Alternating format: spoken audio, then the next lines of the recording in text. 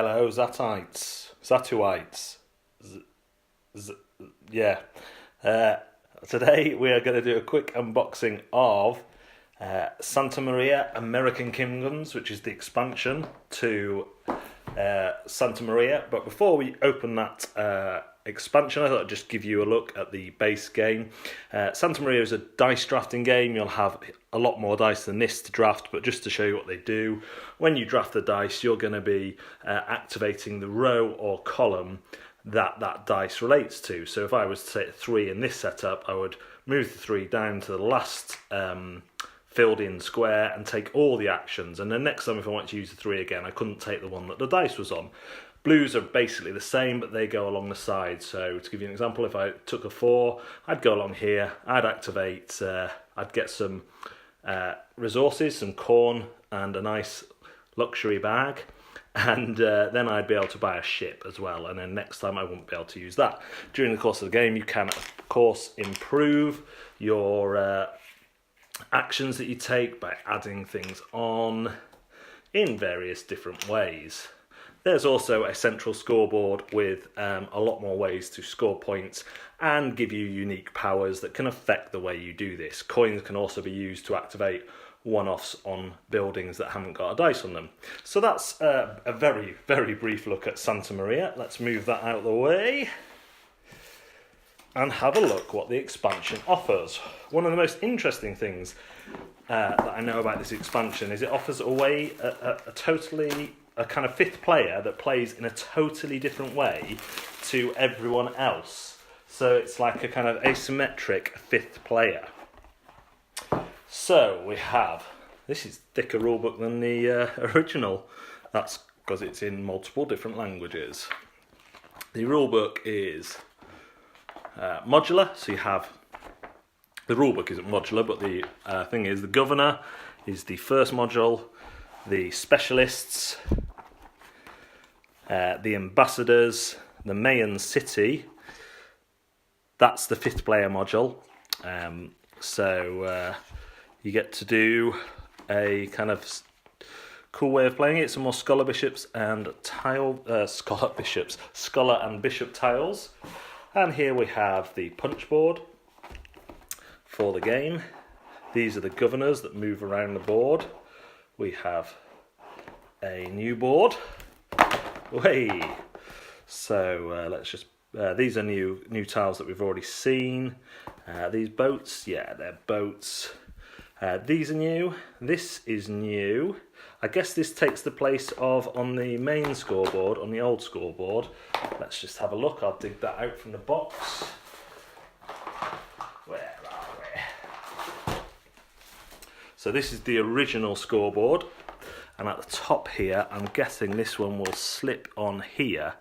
That's interesting. You no longer lose... sorry, I can't see. My light is terrible. Let me move the camera back a little bit. You no longer lose happiness with this on there when you take an... These tiles were endgame scoring, so these don't seem to have the happiness punishment. And instead of getting happiness here, you get a load of different resources. So that's an interesting one. There's this one too, which I wonder where that goes. Looks like it kind of fits. I have no idea where that one goes. Looks like it should fit there, but possible change to the main board with that tile as well. We have 5th player stuff. So this side looks fairly normal, but on the back, this is how I believe the 5th player, sorry, I've just seen Christopher Pierce-Jones, who is harassing me at work today, ask if it comes in Welsh in the rule book. I'll have a look. No Welsh there. Not that you'd read a rule book anyway, buddy. So there we go. So this is the 5th player board, so you can see that's totally different to the other player boards, and it'd be interesting to see how that plays. We have some more. These are all new as well. I'm guessing these are for the 5th player board. Some more little one houses. They look like they belong on the player boards.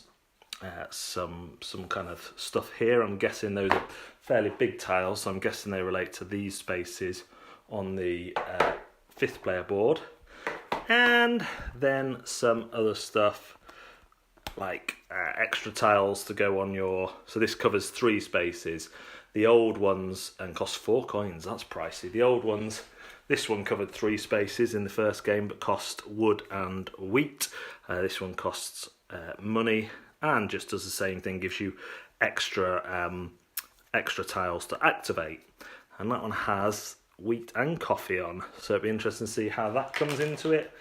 Then we have some stands for the Governor expansion module, some placky bags, and some cards.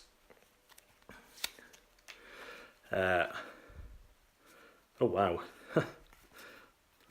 What are these? No idea what these are, I'm going to be honest.